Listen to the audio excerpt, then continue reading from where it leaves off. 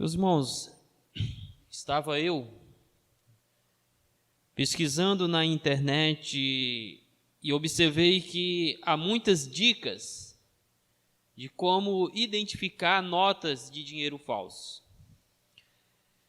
Vai desde a observar algumas características presentes na nota, tanto algumas características externas, outras internas, quanto a utilizar alguns aparelhos, instrumentos desenvolvidos com a finalidade de ajudar o cidadão a identificar possíveis notas falsas. Como, por exemplo, hoje já se tem canetas marca-texto, onde você simplesmente faz um risco ali com ela na nota e, se ela for falso, vai ser identificada imediatamente. E em certa ocasião, vi algo interessante a respeito de como que uma empresa americana qualificava os seus funcionários para identificar as notas falsas que assim possivelmente iriam transitar nas dependências daquela empresa. Eles passavam por um longo e minucioso treinamento com as notas verdadeiras, o que lhes dava uma percepção maior a respeito das notas falsas. Assim, quando, por exemplo, alguém simplesmente colocasse as suas mãos, seus dedos tocassem uma nota falsa, imediatamente ele saberia identificar que aquela não é verdadeira, aquela nota. Ainda assim, com tantos recursos, com tantos treinamentos que há em nossos dias, sabemos que muitos não conseguem êxito e acabam por ser enganados pelas aparências externas de notas praticamente idênticas às verdadeiras.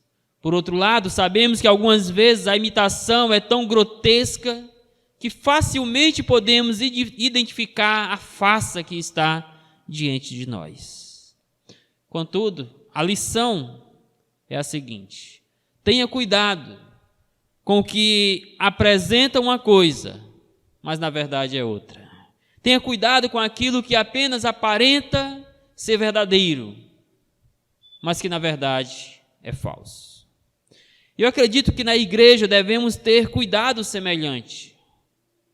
Vivemos tempos de igrejas lotadas de pessoas que confessam desfrutar de uma comunhão com Deus, que alegam ter um relacionamento com Deus, mas quando expostas ao crivo das Escrituras, mostram-se ser uma farsa ambulante, que nunca conheceram realmente a Deus. São falsos cristãos, vivendo uma falsa comunhão com Deus. Por outro lado, há um tipo de falso cristão, há um tipo de joio na igreja, que é muito difícil de ser identificado, o que às vezes nos força a ter que conviver com ele. Jesus nos ensina a respeito disso, que tenhamos cuidado para que, querendo remover o joio, não venhamos também prejudicar o trigo. Às vezes as pessoas vivem uma farsa tão bem planejada, que fica difícil identificar que ali está um falso cristão, que está alguém que confessa ter comunhão com Deus, mas que na verdade não conhece verdadeiramente a Deus, irmãos. O texto de hoje, ele é útil para nos ajudar a remover da igreja aqueles que vivem uma comunhão apenas de aparência com Deus. Todavia, o desejo do meu coração nesta noite é que, à luz do texto, você possa, acima de tudo, não pensar no outro, mas pensar em você mesmo. Pensar na sua comunhão com Deus, se ela é sincera, se ela é verdadeira, se o seu relacionamento com Deus verdadeiramente é real, ou não seria também uma farsa. Que você possa olhar para a sua própria comunhão com Deus nesta noite e ver se está presente algumas marcas que nós vamos ver nesta noite. Vamos ler o texto. 1 João, capítulo 4, versos de 13 a 21. Nisto conhecemos que permanecemos nele e ele em nós, em que nos deu do seu Espírito. E nós temos visto e testemunhando que o Pai enviou o seu Filho como Salvador do mundo. Aquele que confessar que Jesus é o Filho de Deus, Deus permanece nele e ele em Deus. E nós conhecemos e cremos no amor que Deus tem por nós. Deus é amor, e aquele que permanece no amor permanece em Deus e Deus nele. Nisto é em nós aperfeiçoado o amor de Deus, para que no dia do juízo mantenhamos confiança, pois segundo ele é, também nós somos neste mundo. No amor não existe medo, antes o perfeito amor lança fora o medo. Ora, o medo produz tormento, logo, aquele que teme não é aperfeiçoado no amor. Nós amamos porque ele nos amou primeiro. Se alguém disser, amo a Deus, e odiar a seu irmão, é mentiroso, pois aquele que não ama seu irmão a quem vê, não pode amar a Deus a quem não vê. Ora, temos da parte dele este mandamento, que aquele que ama a Deus, ame também a seu irmão. Portanto, iremos ver nesta noite que a verdadeira comunhão com Deus precisa ser evidenciada por algumas marcas específicas. E este texto vai apresentar 3 marcas indispensáveis que evidenciam a verdadeira comunhão com Deus, que vai mostrar se a sua comunhão que você professa ter com Deus é verdadeira ou é falsa, que vai nos ajudar a identificar possíveis cristãos dentro da igreja que confessam ter comunhão com Deus, mas que na verdade nunca conheceram a Deus, não estão em Deus e nem Deus está nele. A primeira marca então é a presença do Espírito Santo. É indispensável que aquele que realmente está em Deus, Deus também esteja nele por meio do Espírito Santo. Isto podemos ver nos versos de 13 a 15, onde primeiramente o texto enfatiza a permanência do Espírito Santo como prova de nossa comunhão com Deus. Verso 14, nisto conhecemos que permanecemos nele e ele em nós, em que nos deu do seu Espírito. Mais uma vez, João faz uso do verbo permanecer para descrever o fruto da união do crente com Cristo Jesus. Esta palavra aponta para a íntima comunhão que o crente goza com Deus mediante a fé em Jesus. Ou seja, Deus está unido a nós e nós estamos unidos a Ele. Isso é permanecer em Deus e é Deus permanecer em nós. E Deus em nós descreve a sua atuação permanente na nossa vida. Nós em Deus descreve o nosso relacionamento pessoal com Ele, mediante o qual desfrutamos dos benefícios advindos da salvação em Jesus Cristo. E é por isso que o texto diz que essa comunhão, ela é autenticada. Essa comunhão, podemos assim dizer, ela é sustentada pela habitação do Espírito Santo na vida daquele que verdadeiramente creu em Cristo. O Espírito Santo foi dado como uma dádiva para o crente, por meio da qual nutrimos o nosso relacionamento com Deus, mantemos-nos em comunhão com Ele e Ele com nós. É a presença do Espírito que nos dá a plena confiança de que a comunhão rompida no Éden foi restaurada em Jesus Cristo. Sim, aquela comunhão com a qual e para a qual o homem foi criado foi rompida instantaneamente no Éden quando o homem pecou. Mas da mesma forma ela é instantaneamente restaurada em Cristo quando nós cremos nele como nosso Salvador. E a habitação do Espírito em nós mostra justamente que esta comunhão ela foi restaurada, ela é permanente em nossas vidas. Essa convicção é resultado da presença e atuação do Espírito Santo na vida do crente. Contudo, tal certeza deve levar cada crente a ter zelo no seu relacionamento com Deus, a fazer de tudo para que o pecado não venha ferir a sua intimidade, a sua comunhão com o Pai. E este zelo, ele acontece à medida que os frutos do Espírito colocam em evidência a beleza do nosso relacionamento com Deus, irmãos. À medida que nós desenvolvemos os frutos do Espírito Santo, estamos testemunhando ao mundo que Deus está em nós, mas que também nós estamos em Deus por conta da habitação do Espírito que Ele nos deu. Mas em seguida, o texto nos conduz a uma compreensão correta a respeito da pessoa e obra de Jesus Cristo. E nós temos visto e testemunhamos que o Pai enviou seu Filho como Salvador do mundo. Observe que, em primeiro lugar, aqui este versículo vai chamar a nossa atenção para compreendermos corretamente a encarnação de Jesus Cristo. Entendermos que Jesus veio a este mundo como enviado pelo Pai, conforme assim diz o texto. Embora a morte de Jesus sempre estivesse presente no plano de redenção arquitetada por Deus lá na eternidade, antes que o mundo viesse a ser mundo, ele penetrou a história quando Deus enviou seu Filho a este mundo. Esse fato histórico aponta para a humilhação a qual Jesus teve que se submeter para poder cumprir a sua missão de salvar pecadores, dos quais hoje estamos nós. Aquele plano que começou na eternidade com Deus, concretizou-se lá na cruz do Calvário, historicamente, mostrando que de fato Deus enviou o seu Filho como Salvador do mundo. Deus enviar a Jesus indica que a salvação é de iniciativa divina e que ela sempre esteve nos propósitos eternos de Deus.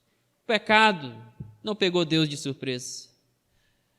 A salvação não é um plano B de Deus, é o plano perfeito de Deus para pessoas que foram criadas no estado de perfeição, mas as quais Deus já sabia cairiam em pecado e necessitariam ser resgatados do pecado, irmãos. A presença do Espírito Santo em nossas vidas nos traz essa compreensão correta da pessoa e da obra de Jesus. Nos faz olhar para Jesus Cristo como enviado de Deus para a nossa salvação. Mas, em segundo lugar, o texto chama a nossa atenção neste versículo para a finalidade da encarnação. Não apenas olhamos para Cristo como enviado de Deus, que se humilhou a vir a este mundo, mas também entendemos o propósito pelo qual isso foi necessário, que, conforme diz o texto, ele veio como Salvador do mundo. Deus enviou Jesus Cristo para resgatar o pecador da atuação do maligno que o escravizava e o dominava.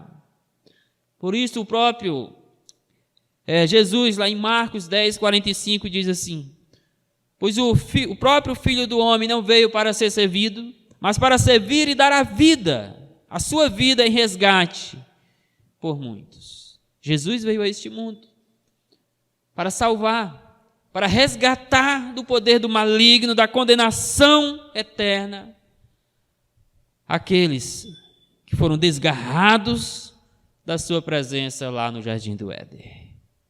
Jesus veio, de fato, para libertar o homem da tirania, da impiedade e livrá-lo da perdição na qual ele se encontrava. E por nisto, ele diz lá em Lucas 19:10, porque o Filho do Homem veio buscar e livrar ou salvar o perdido.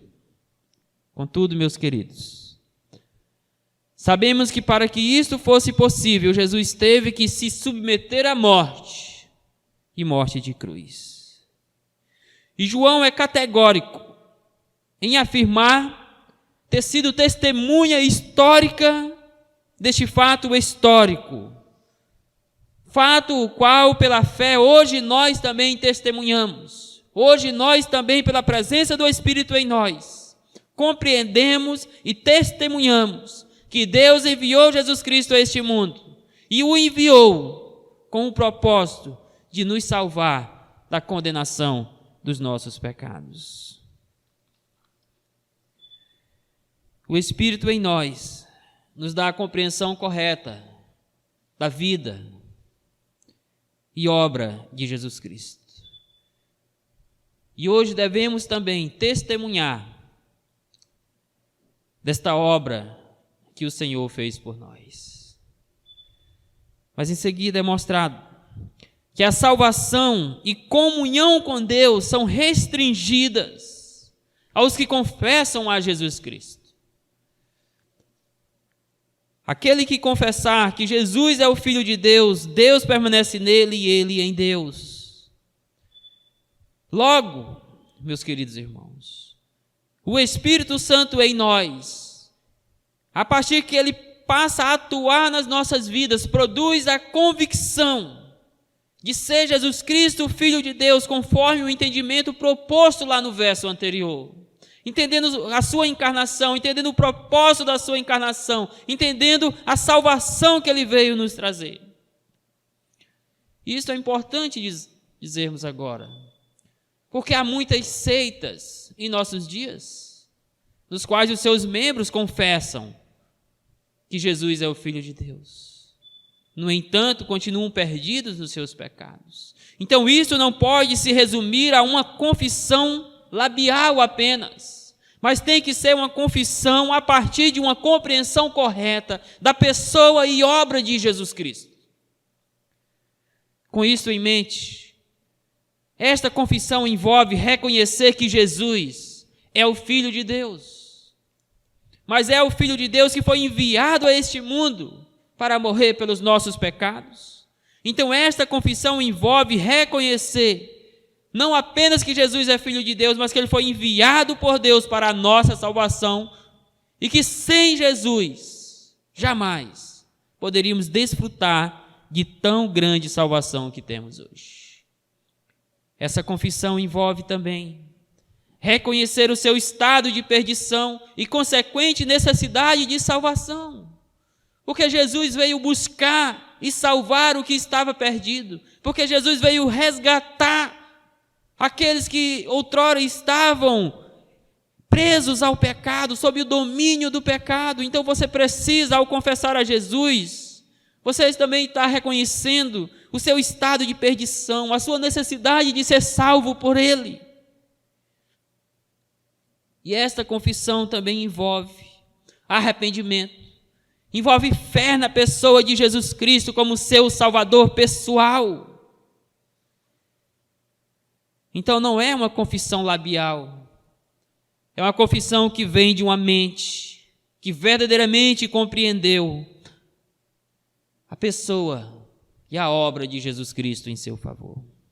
E o resultado desta confissão bíblica é a comunhão com Deus, conforme ressalta também o final do verso. Deus permanece nele e ele em nós. A comunhão com Deus, meus queridos, é fruto da confissão de Cristo como nosso Salvador. E bem sabemos que quando isso acontece, Deus nos dá da presença do Espírito Santo. E essa comunhão vai ser mantida por meio da atuação do Espírito em nós. Portanto, palavras não são suficientes para evidenciar a comunhão do pecador com Deus.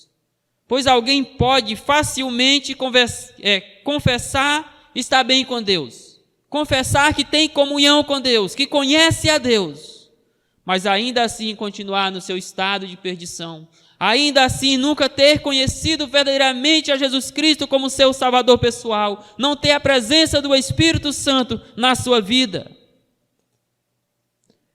E de acordo com os versos já estudados até aqui, a nossa comunhão com Deus, ela é autenticada, ela é comprovada pela presença do Espírito Santo na nossa vida. Por sua vez, a presença do Espírito confirma a comunhão mútua do crente com Deus. Ou seja, nos faz compreender que Deus está em nós e nós estamos em Deus. Esta presença do Espírito nos dá o entendimento correto da pessoa e da obra de Jesus Cristo e nos conduz a uma confissão verdadeira de Jesus Cristo como Filho de Deus que veio a este mundo para morrer pelos nossos pecados e prover a salvação das nossas almas. Dito de outra forma, o Espírito Santo abre o entendimento do pecador para crer em Jesus Cristo como seu Salvador. O Espírito Santo coloca todo aquele que crê em instantânea e permanente comunhão com Deus, passando a habitar em sua vida. E o Espírito Santo torna todo aquele que confessou a Jesus Cristo, que tem a presença do Espírito, uma fiel testemunha da obra, da pessoa e obra de Jesus em favor dos pecadores. Então, meus queridos, ter comunhão com o Pai vai muito além de desenvolver algumas atividades religiosas. Vai muito além de algumas manifestações externas de fé. É algo que é comprovado internamente pela presença do Espírito Santo em nossas vidas. Isso nos conduz à segunda marca que evidencia que a nossa comunhão com Deus é verdadeira, que é a presença do amor de Deus. Isto nos versos 16 a 18. Aqui o texto pressupõe que a comunhão com o Pai pressupõe experimentar o amor salvífico dele. Ou seja, é impossível que alguém tenha comunhão com Deus sem antes ter experimentado do seu amor salvador por meio de Jesus. E nisso o texto inicia ressaltando qual deve ser a nossa postura frente ao amor de Deus por nós. Veja o verso 16. E nós conhecemos e cremos no amor que Deus tem por nós. Deus é amor, e aquele que permanece no amor, permanece em Deus e Deus nele. O verbo conhecer significa que o crente experimentou e continua experimentando o amor de Deus na sua vida. Ele o experimentou de forma peculiar quando Deus se manifestou a ele como Salvador. Mas ele continua experimentando o amor de Deus, continua conhecendo do amor de Deus por meio do seu relacionamento, por meio da sua comunhão diária com Deus. A ideia, meus queridos, é de que a totalidade da vida cristã é uma experiência graciosa com o amor de Deus. E de fato, observando as nossas vidas, podemos ver traços do amor divino em cada momento da nossa caminhada. Ele está presente Ele está presente com as suas provisões diárias nas nossas vidas. Ele está presente no fôlego de vida, Ele está presente no cuidado das nossas famílias, no cuidado com as nossas vidas pessoais. Por isso o texto diz que nós conhecemos, e aqui dá a ideia de conhecer e continuar conhecendo o amor de Deus. Mas não apenas conhecemos esse grande amor de Deus, mas também cremos que Ele nos ama. Por isso diz o texto, e cremos no amor que Deus tem por nós. A esta altura, João já usou pelo menos 4 argumentos que põem em relevo o amor de Deus pelo seu povo. Por exemplo, lá no capítulo 3, no verso 1, ele vai dizer que Deus prova esse seu amor para conosco, que o amor de Deus por nós consiste pelo fato de que Ele nos chama para ser seus filhos amados. E lá isso é colocado como um privilégio, como uma dádiva de Deus para nós. Lá no capítulo 3, no verso 16, diz que o amor de Deus consiste na morte de Jesus Cristo em nosso favor, no fato de que Ele enviou Jesus para morrer no nosso lugar.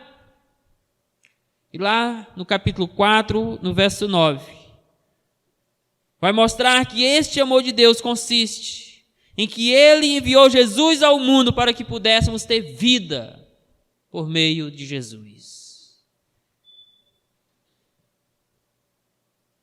E ainda no capítulo 4,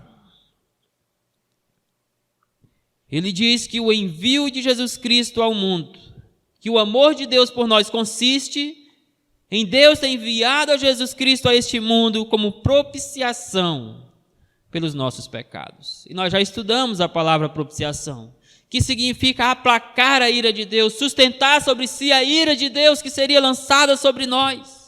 Então, quando Deus remove a sua ira de sobre nós e lança sobre o seu Filho, Ele está demonstrando o quanto Ele nos ama. Por estas e outras razões, João argumenta que nós cremos que verdadeiramente Deus nos ama. Ou, como diz o texto, cremos no amor que Deus tem por nós. Meus queridos, a comunhão com Deus estabelece uma confiança inabalável neste incalculável amor dele em nosso favor. E o resultado de crer, de conhecer o amor de Deus, é a presença permanente do amor dele em nós, por meio do qual desfrutamos da beleza do nosso relacionamento com ele. Por isso diz o texto em seguida: Deus é amor e aquele que permanece no amor, permanece em Deus. E Deus nele. Esse amor, sabemos, ele é primeiramente voltado para o próprio Deus. Em seguida, este amor é voltado para o próximo, como nós vamos ver mais à frente. A nossa postura com relação ao amor de Deus, meus queridos, deve ser viver experimentando deste amor. Deve ser crer que verdadeiramente Deus nos ama e está em nós, e nós estamos nele por causa deste amor. Em seguida, o texto vai mostrar 3 resultados dessa nossa relação de permanência com Deus por causa do seu amor por nós. Veja que o verso 16 finaliza dizendo: Deus é amor e aquele que permanece no amor permanece em Deus e Deus nele. E quais são as implicâncias ou os resultados dessa permanência de Deus em nós e de nós nele? O verso 17 mostra: nisto é aperfeiçoado o amor de Deus, para que, no dia do juízo, mantenhamos confiança, pois segundo Ele é, também nós somos neste mundo. Aqui mostram 3 resultados desta relação de amor que Deus tem para conosco e nós para com Ele. Em primeiro lugar, diz o texto que o nosso amor é aperfeiçoado. É claro que aqui se refere ao nosso amor a Deus, é aperfeiçoado. Ele vai se tornando cada vez mais belo, cada vez mais puro, cada vez mais perfeito.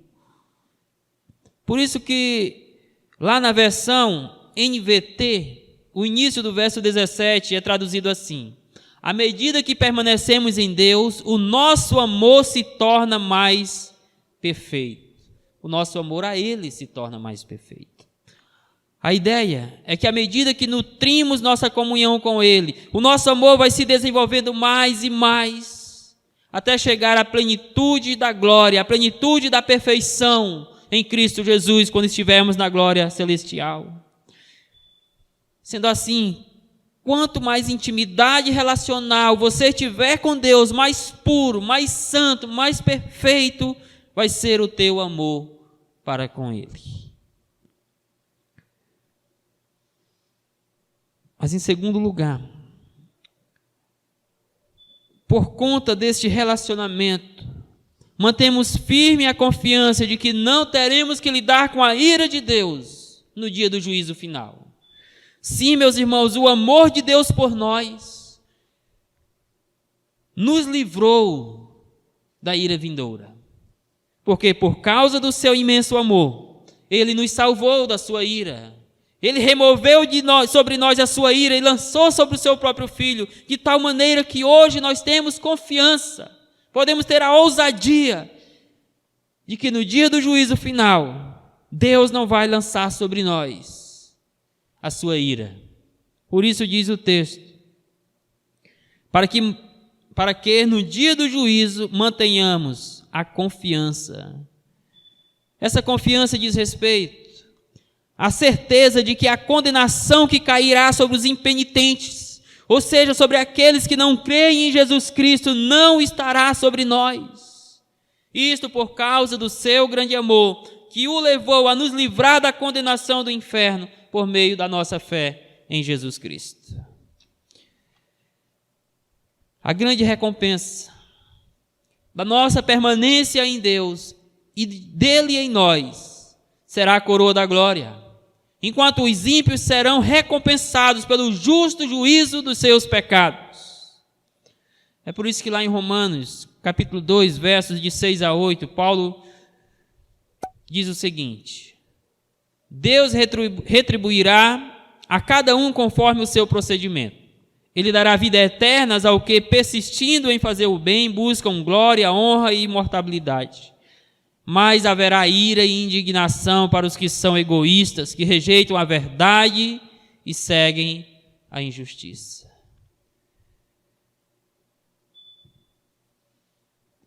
Deus nos amou de tal maneira que podemos hoje descansar de que no dia do juízo final nós não estaremos lá para receber da sua ira. Nós não estaremos lá para ouvir as duras palavras: apartai-vos de mim, maldito, para o fogo eterno preparado para o diabo e os seus anjos. Nós estaremos lá para recebermos os galardões da nossa fidelidade a Deus, para sermos coroados conforme o nosso procedimento aqui nesta vida, e ouvir as doces palavras de Jesus Cristo: vinde bendito de meu Pai, entrai no reino que vos está preparado desde a fundação dos tempos. Mas em terceiro lugar, nós podemos ver o cuidado do amor de Deus por nós. Por isso diz: pois segundo Ele é, também nós somos neste mundo. O pastor Augusto Nicodemos, comentando esta parte do texto, ele diz que neste mundo nós vivemos abrigados e protegidos pelo amor de Deus. E esta é a ideia do texto. Que assim como Jesus Cristo esteve aqui neste mundo, protegido, abrigado no amor de Deus, assim é a vida dos crentes. Que assim como Deus demonstrou por incontáveis vezes o seu amor por Jesus, cuidando dele, também Ele faz conosco. Assim como Deus ama a seu Filho, também ama aqueles que dele são gerados. Por isso nós podemos descansar neste amor de Deus, sabendo que Ele cuida de nós diariamente. Mas depois, seguindo o nosso texto, veja que confiar no amor de Deus lança fora os nossos medos. O verso 18: no amor não existe medo, antes o perfeito amor lança fora o medo. Ora, o medo produz tormento, logo aquele que teme não é aperfeiçoado no amor. Meus irmãos, mesmo quando o crente comete algum deslize na caminhada, ele pode ter confiança de que por causa do amor de Deus por ele, Deus vai perdoá-lo, Deus vai restaurá-lo. Na verdade, na perspectiva bíblica, o sacrifício de Cristo é suficiente para perdoar os nossos pecados do passado, do presente e do futuro. Então, aos olhos de Deus, a nossa vida toda já está perdoada. Até mesmo os nossos pecados futuros já estão perdoados. É claro que se alguém usa dessa verdade para cair em libertinagem, prova que ele nunca conheceu o amor de Deus de forma salvadora. O medo ao qual João se refere é aquele que gera um sentimento de culpa e insegurança no crente quando ele erra. E João está dizendo que o amor de Deus remove de sobre nós esse sentimento de culpa e de insegurança. Porque Deus promete perdão, Deus promete restauração para as ocasiões em que os seus filhos erram. E neste sentido, a palavra de 1 João, capítulo 1, verso 8 e 9, são consoladoras para nós, irmãos. Lá diz o seguinte: se afirmarmos que estamos sem pecado, enganamos a nós mesmos e a verdade não está em nós. Mas se confessarmos os nossos pecados, Ele é fiel e justo para perdoar os nossos pecados e nos purificar de toda a injustiça. Por isso João diz que este amor de Deus lança fora todo o medo. A frase, ora, o medo produz tormento, descreve a razão de o crente não viver atemorizado. O termo tormento aqui se refere à punição de Deus, que Deus usa para castigar os malfeitores. E nós não devemos ter medo, porque nós não somos malfeitores mais. Verdade que ainda somos pecadores, mas não somos vistos por Deus como malfeitores, mas como justos em Cristo Jesus. E é mediante a justiça de Cristo que Deus nos perdoa de todos os nossos pecados. Assim, quem deve ter medo da ira de Deus, do castigo de Deus, é o ímpio. O crente deve ter reverência a Deus, deve descansar no amor de Deus. Mas como já disse, se ele usar deste amor de Deus, deste fato de que Deus é um Deus que perdoa, é um Deus que restaura, para praticar a libertinagem, isso significa que ele nunca experimentou do amor de Deus. Quem já experimentou do amor salvador de Deus, não tem medo, tem respeito, tem reverência por Deus.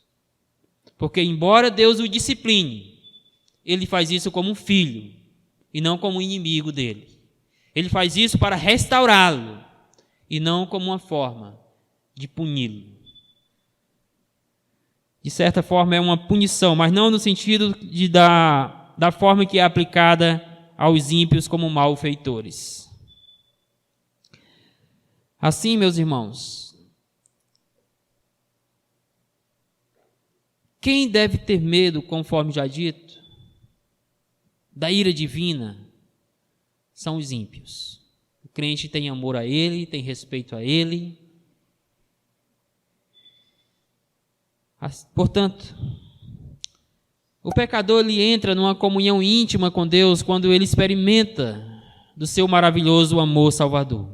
Amor este que está demonstrado principalmente na morte de Jesus Cristo no seu favor. Esse amor ele é diariamente experimentado por nós e nos dá a confiança inabalável de que Ele verdadeiramente continua nos amando. Esse amor dele por nós nos capacita a amá-lo diariamente com um amor progressivo que nos faz descansar na certeza de que a ira de Deus foi removida de sobre nós e que hoje nós desfrutamos diariamente do cuidado, do perdão restaurativo de Deus por nós. Esse amor de Deus por nós nos dá a confiança de que quando nós formos infiéis a Deus, aqueles momentos em que não conseguirmos vencer o pecado, ainda assim Deus permanece fiel, Deus nos perdoa, Deus nos restaura, porque o seu amor remove de sobre nós o medo e nos traz a comunhão com Ele. Quão bom é saber que Deus nos ama de tal maneira. E isso nos leva à terceira e última marca que evidencia a verdadeira comunhão do crente com Deus, que é a presença do amor a Deus. A primeira marca é a presença do Espírito Santo. A segunda marca é a presença do amor de Deus, no amor de Deus por nós. A terceira marca é a presença do amor a Deus, agora se referindo do nosso amor por Deus. Versos 19 a 21. E observe, em primeiro lugar, que o texto descreve a natureza do nosso amor a Deus. Nós amamos porque Ele nos amou primeiro. Fica muito claro pelo contexto que este nós amamos se refere a Deus. Nós o amamos porque Ele nos amou primeiro. Por que Deus nos amou primeiro, meus irmãos? Porque não havia nenhuma afeição natural em nós que pudesse nos levar a amar a Deus. Ao contrário, todas as nossas afeições naturais nos empurrava cada vez mais para longe do amor de Deus, nos levava cada vez mais a desprezar o amor de Deus por nós. Acredite, o seu coração para com Deus era um coração endurecido, e você só poderia amar a Deus se este Deus de fato pudesse amolecer o teu coração, chamá-lo para servi-lo, implantar no seu coração este amor por Ele. Por isso, a natureza do nosso amor não é humana, é divina. É um amor que teve iniciativa, que teve origem no próprio Deus. Nós o amamos, porque Ele decidiu nos amar primeiro. Deus primeiro amou os cristãos ao escolhê-lo de forma livre e soberana antes da fundação do mundo, dentre toda a humanidade caída, para serem os seus filhos. Deus demonstra em seguida esse amor ao enviar Jesus Cristo para separar aqueles que Ele escolheu desde a eternidade para serem os seus filhos. E depois Deus mostra esse amor, aplicando esse amor ao coração daqueles que foram chamados para ser seus filhos, e assim qualificá-los a amá-lo também. Toda a iniciativa é divina e não nossa. Assim, podemos de certa forma dizer que o nosso amor por Deus é um amor imputado por Ele mesmo em nosso coração. Amamos a Ele quando Ele muda os nossos sentimentos com relação a Ele. Aquele sentimento que outrora era de rejeição, era de desprezo, era de inimizade, agora se tornam sentimentos de afeição pela presença de Deus. Mas em segundo lugar, vemos que a autenticidade do amor a Deus é comprovada pelo amor que nutrimos pelos nossos irmãos. É inútil alguém dizer que ama a Deus se esse amor não está refletido nos seus relacionamentos pessoais. Na verdade, João diz que essa pessoa é mentirosa. Verso 20. Se alguém disser amo a Deus e odiar seu irmão, é mentiroso. Pois aquele que não ama a seu irmão a quem vê, não pode amar a Deus a quem não vê. Meus irmãos, quando Deus muda o nosso coração, quando Deus muda nossos afetos com relação a Ele, para que possamos amá-lo, Ele faz o mesmo com relação ao próximo. Por isso, quando Deus nos reconcilia, Ele não nos reconcilia apenas com Ele, mas também com o nosso próximo. Logo, se alguém diz amar a Deus, mas nutre ódio pelo seu irmão, diz o texto, é mentiroso. A ideia é que uma coisa elimina a outra e a pessoa se mostra uma farsa ambulante, mesmo que esteja dentro da igreja. Se eu tenho sentimentos de ira, de ódio, de rancor, de amargura pelos meus irmãos, eu não posso dizer que amo a Deus. E se eu amo a Deus, então eu não posso ter esse tipo de sentimentos pelos meus irmãos. E isso porque diz o texto, pois aquele que não ama seu irmão a quem vê, não pode amar a Deus a quem não vê. É claro que amar a seu irmão deve ser entendido no mesmo contexto do amor que Deus tem por nós.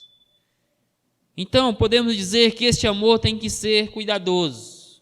Quem ama o seu irmão cuida dele, está atento às suas necessidades, busca suprir as suas necessidades, quer sejam físicas, materiais ou principalmente espirituais, mas é alguém que está atento às necessidades do outro. Quem ama o seu irmão é prestativo, está sempre ali pronto a ajudar, a servir da maneira que puder. Quem ama o seu irmão o ama de forma altruísta, faz de tudo para ver o bem-estar do seu irmão acima do dele próprio.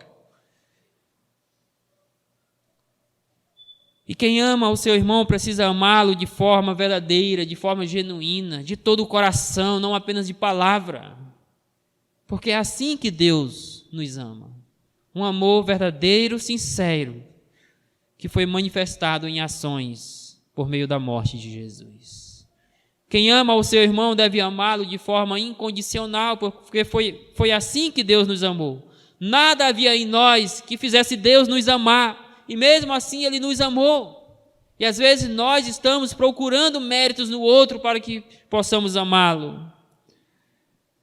Mas aí, pensando nesse contexto, Jesus diz que o amor cristão deve ser estendido até mesmo àqueles que nos perseguem, aqueles que são inimigos, ainda assim devemos amá-lo, ou seja, é incondicional. Se você ama uma pessoa que lhe persegue, você está amando incondicionalmente ela. Esse é o amor que nós precisamos ter pelos nossos irmãos. Assim sendo, meus queridos, alegar amar a Deus e não amar aqueles que dele são gerados é fazer-se mentiroso. E isso lá no capítulo 5, verso 1, na versão NVT, diz assim: todo aquele que crê que Jesus é o Cristo é nascido de Deus, é filho de Deus, é regenerado. E todo aquele que ama o Pai também ama os filhos de Deus. Por isso, voltemos à exortação que está lá em 1 João 3,18. Filhinhos, não amemos de boca, mas em ação e em verdade, conforme a NVI. Em terceiro e último lugar aqui neste ponto, o texto ressalta o mandamento de Deus para aqueles que o amam. Ora, temos da parte dele este mandamento: aquele que ama a Deus também, ame também o seu irmão. O amor de Deus se torna visível em seu povo quando ele vive na prática do amor. Por isso que na mensagem anterior também mencionamos que esta vida no amor é um argumento muito forte na evangelização dos perdidos.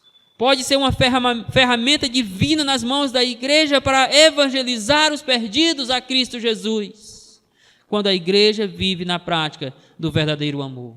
Porque este amor torna visível o amor de Deus pelos pecadores.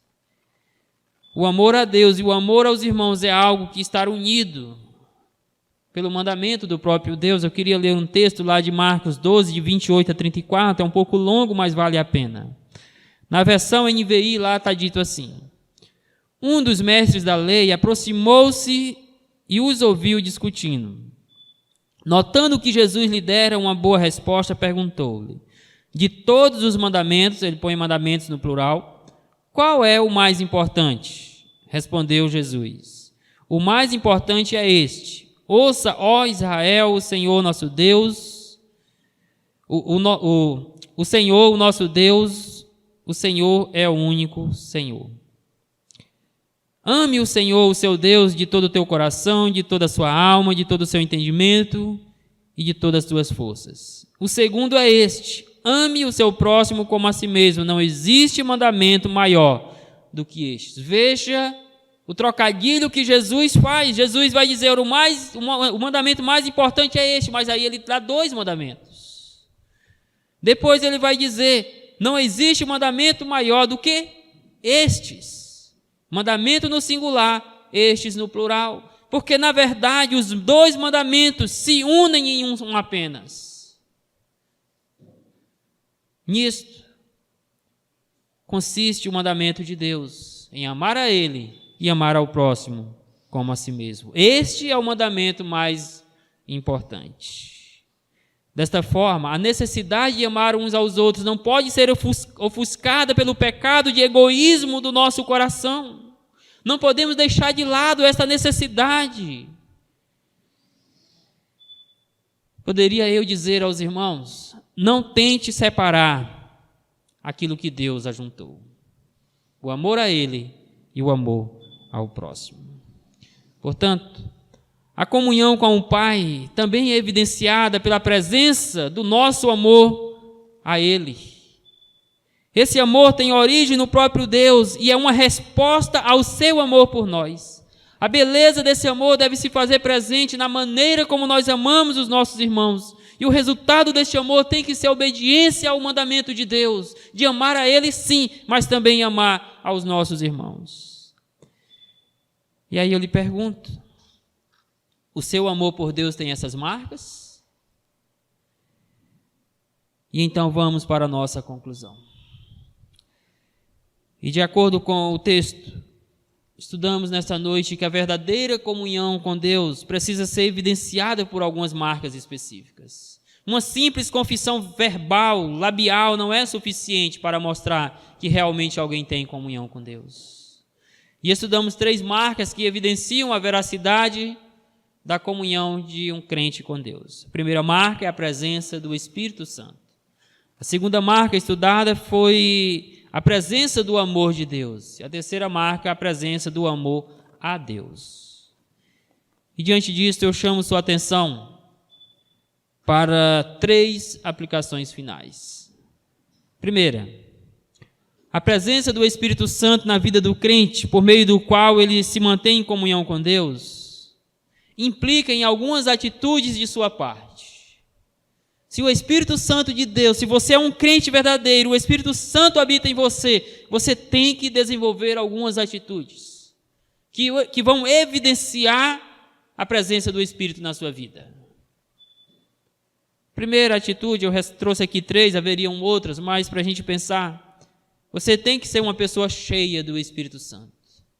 O Espírito precisa estar transbordando na sua vida de tal maneira que os seus passos sejam passos de quem realmente está cheio da presença do Espírito de Deus. Ah, meus queridos, mas como é difícil em nossos dias observar crentes cheios da presença do Espírito Santo. Você deve também ser uma pessoa guiada pelo Espírito Santo. É o Espírito que tem que direcionar a sua vida, conduzir os teus passos. Assim como um guia conduz um cego, o Espírito Santo deve conduzir a sua vida. Mas você deve também desenvolver os frutos do Espírito, para que o mundo saiba que a presença de Deus está em você.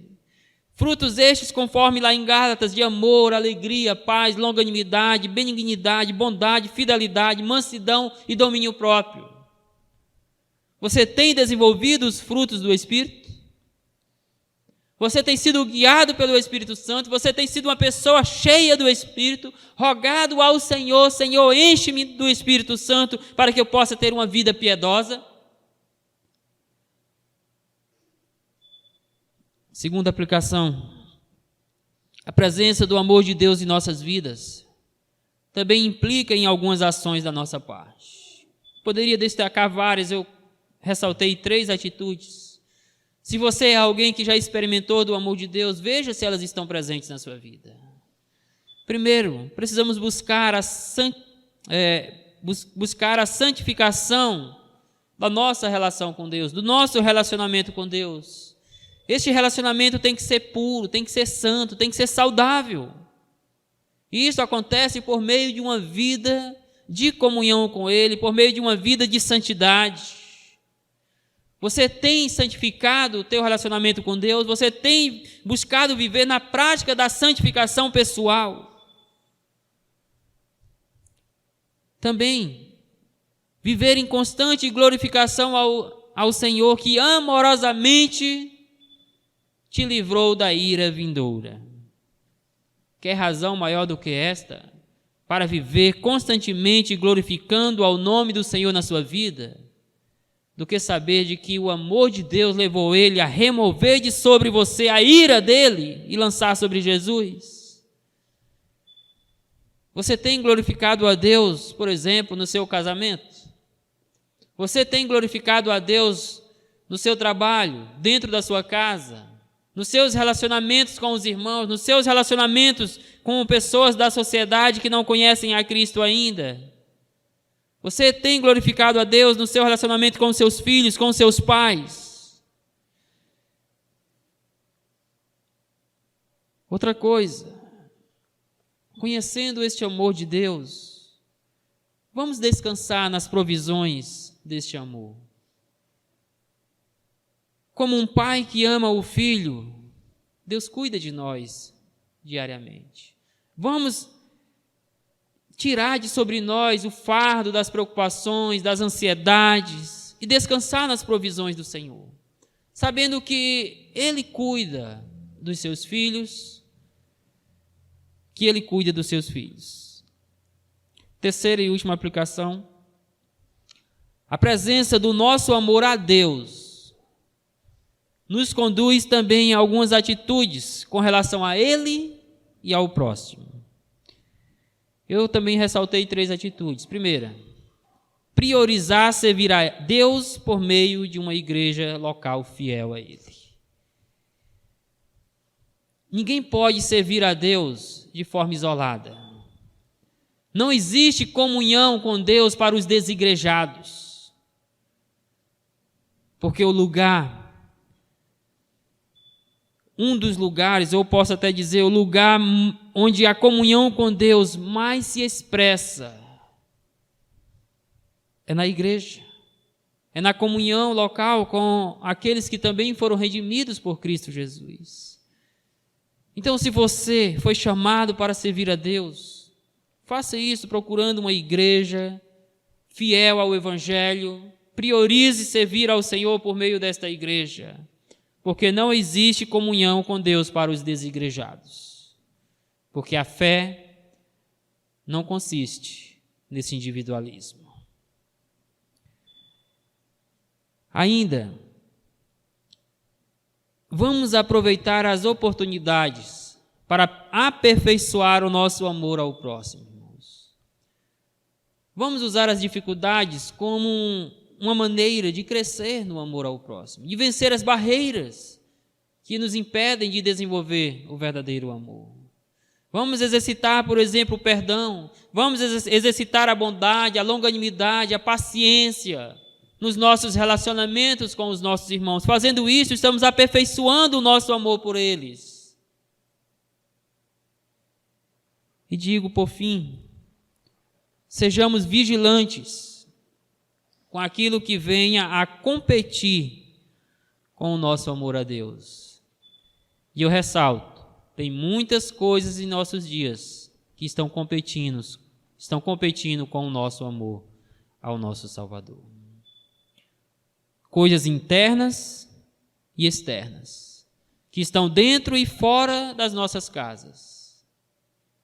Pense se não há alguma coisa que está buscando afastar você deste amor e desta comunhão com o Senhor nesta noite. Que Deus nos abençoe. E aí, espero que você tenha gostado desse vídeo que você acabou de assistir. Não se esqueça de dar seu joinha, seu like, compartilhar esse vídeo e se inscrever no nosso canal e ativar o sininho.